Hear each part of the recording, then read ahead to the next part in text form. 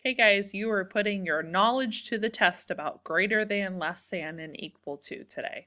Okay, so all you have to do is look at the two numbers. Okay, you're always going to look at where the box is. Okay, so is 52 greater than 50, or is it less than or equal to 50? So if it's greater than, you're going to put it right here, 52. If it's greater than 50, you'll put a G. If it's less than, if 52 is less than 50, you will put an L.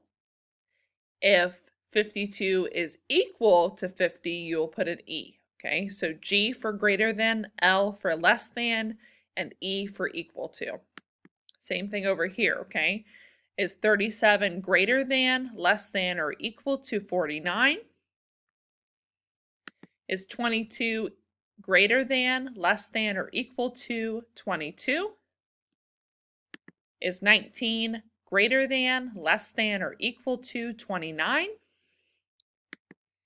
Is 11 greater than, less than, or equal to 8?